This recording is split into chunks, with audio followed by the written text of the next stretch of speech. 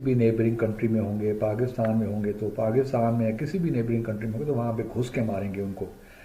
تو یہ تو پہلے تو اس بات کی تصدیق یہ ہو جاتی ہے کہ بھارت نے جو کینیڈین ایک نیشنل تھے بلیجر ان کو مروایا. ان کے ساتھ ایک آکاش حسن صاحب ہیں اور ایک شامیر بلوچ. تو ظاہر ہے جو ڈوسیئر جو انٹیلیجنس انفارمیشن جس کو گارڈین نے کی ٹیم نے ایگزامن کیا ہے. امریکہ نے کہا کہ پاکستان اور بھارت کشیدگی سے گریز کریں، بات چیت کے ذریعے حل تلاش کریں. ترجمان امریکی محکمہ خارجہ میتھیو ملر کا کہنا تھا کہ اینٹونی بلنکن نے جمعے کو پاکستانی وزیر خارجہ سے بات چیت کی. امریکہ نے ریفیوز کر دیا ہے پاکستان کے معاملے پر بولنے سے. پھر ایک پنن صاحب تھے ان کو مروانے کی بھی کوشش کی، لیکن ان کا اشارہ راجناتھ سنگھ صاحب کا اوبیسلی پاکستان کی جانب تھا. اور اس پہ کوئی مجھے تعجب نہیں ہوا کیونکہ بھارت کا جو نیریٹو ہے وہی اسی کو ہی ری انفورس کرتا ہے کہ جو خاص طور پہ جو بالا کوٹ میں پلوامہ اٹیک کے بعد ہوا 14 فروری 2019 کو.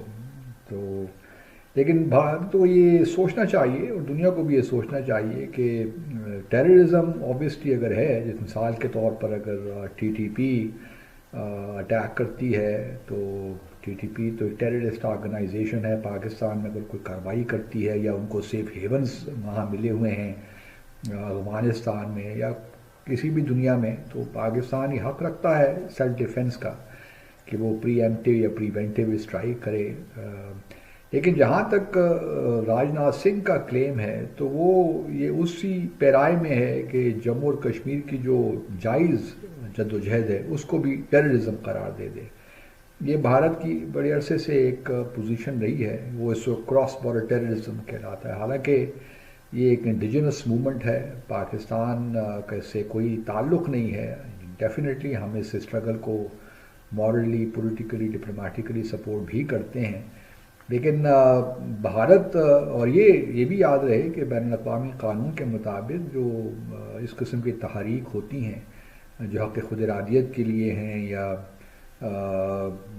ایک لحاظ سے آپ کہہ لیجئے کہ آزادی کی تحریکیں ہیں، تو یو این چارٹر بھی اس کی ضمانت دیتا ہے اور بین الاقوامی قانون بھی اس کی ضمانت دیتا ہے. تو یہ کوئی مقابلہ نہیں، تقابل نہیں ہے، کیونکہ اگر پاکستان ٹی ٹی پی کے خلاف یا اور جتنی بھی ٹیررسٹ آرگنائزیشن ہیں، جو آئیس خراسان ہو یا القاعدہ ہو، ان کے خلاف ایکشن لیتا ہے یا E T I am who for that matter, تو بالکل بین الاقوامی قانون کے مطابق ہے وہ بھی. اور یہ جو بھارت کوشش البتہ کر رہا ہے کہ چیزوں کو مکس کر رہا ہے، یہ کسی طور بھی مناسب نہیں ہے. یہی وجہ ہے کہ ابھی تک آپ جانتے ہیں کہ دنیا میں ابھی تک یہ اتفاق نہیں ہو سکتا کہ ٹیررزم ہے کیا، کیونکہ اسرائیل اور بھارت جیسی طاقتیں جو ہیں وہ جو جینون لیجٹیمیٹ اسٹرگلز ہیں ان کو بھی دہشت گردی قرار دینے کی کوشش کرتا ہے. مثال کے طور پر حماس کو وہ دہشت گرد آرگنائزیشن قرار دیتا ہے. بہت سے ممالک حماس کو ان کی اسٹرگل کو لیجٹیمیٹ اسٹرگل سمجھتے ہیں. اسی طرح حزب المجاہدین کو بھارت جو کشمیر کے لیے حق خود ارادیت کے لیے کام کر رہے ہیں، جد و جہد کر رہے ہیں، بھارت نے اس کو بھی ٹیررسٹ آرگنائزیشن قرار دے رکھا. حالانکہ اور پھر بھارت کے کہنے پہ یو ایس نے بھی 2017 میں حزب المجاہدین کو ٹیررسٹ آرگنائزیشن قرار دے دیا. وہ ایک پولیٹیکل معاملہ تھا، لیکن حزب المجاہدین بھی اگر آپ دیکھیے تو ایک انڈیجنس اسٹرگل تھی، انڈیجنس آرگنائزیشن تھی، اور کوئی وجہ نہیں بنتی کہ آپ اس کو ٹیررسٹ آرگنائزیشن کے طور پہ قبول کریں.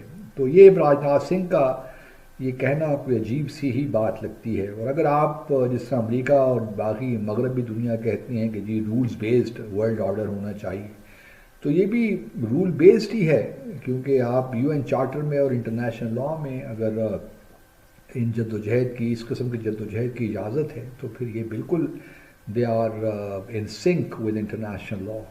اور پھر آپ جانتے ہیں کہ یو این ریزولوشنز بھی ہیں کشمیر کے مسئلے پہ. تو بھارت کی ہمیشہ سے کوشش رہی ہے کہ وہ چیزوں کو کنفیوز کرے اس طرح اور اپنا نیریٹو بلڈ کرے، اینٹی پاکستان اور اینٹی کشمیر نیریٹو.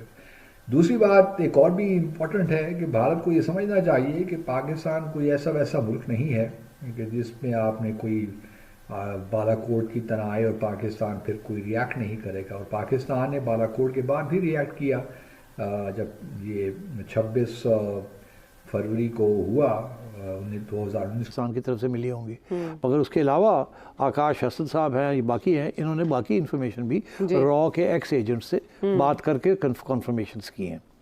تو پہلی بات تو یہ ہے کہ اس کی اوتھینٹسٹی بڑی ہائی کوالٹی ہے۔ یہ جو ایویڈنس میرے انڈین دوست مانگ رہے ہیں، وہ اب یہ بیسیکلی آنکھیں کھول کے اس کو پڑھ لیں تو ان کو سمجھ آ جائے گی کہ کیا ہو رہا ہے۔ میں نے کچھ عرصے پہلے یہ کہا تھا کہ ایک پالیسی بنی تھی دوول صاحب کی کہ یہ اس قسم کی اگریسو ڈیفینس کرنی ہے ہمیں۔ پھر یہ کہ جب خشوگی صاحب کا کیس ہوا، جمال خشوگی وہ جرنلسٹ، اور یہاں اس کے اندر بھی یہ لکھا ہے کہ انٹیلیجنس را کے اندر یہ ڈسکشن ہوئی کہ اگر وہ کر سکتے ہیں تو ہم بھی کر سکتے ہیں، سی آئی اے بھی کرتی ہے، ہر انٹیلیجنس ایجنسی کرتی ہے آؤٹ سائڈ آپریشنز، اور تو ہم کیوں نہ کریں، کے جی بی بھی اس میں ریفرنس باقاعدہ دیا گیا۔ تو یہ سب کے ریفرنسز کرتے ہیں، اور یہ پھر ایک اسٹریٹجک فیصلہ ہوا کہ یہ کرنا چاہیے ہمیں بھی in order to, and we are a big power now and we can get away with it۔ تو یہ ساری باتیں اس میں کی ہیں۔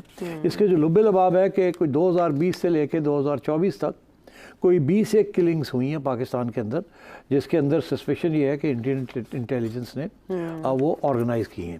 دوسرا پوائنٹ یہ ہے کہ یہ انڈین انٹیلیجنس آپریٹ کر رہی ہے from Dubai and from Mauritius, جس میں یہ کہا جا رہا ہے کہ انڈیا کی طرف سے 20 لوگ جو پاکستان میں مارے گئے، اور اس میں گارڈین کی رپورٹ بھی آئی کہ 20 لوگ پاکستان میں کئی سالوں کے اندر مارے گئے ہیں، اور اس میں یہ را کی سازش ہے، اور وہاں سے جو ہے یہ پلان کیا گیا، اور یو اے ای میں آپریٹیوز موجود تھے، انہوں نے ایک قتل کروایا۔ اور اس کے بعد انڈیا کے ڈیفنس منسٹر راج ناتھ سنگھ نے یہ کہا کہ پاکستان کے اندر گھس کے ماریں گے۔ اس کے اوپر سوال کیا گیا ہے میتھیو ملر سے۔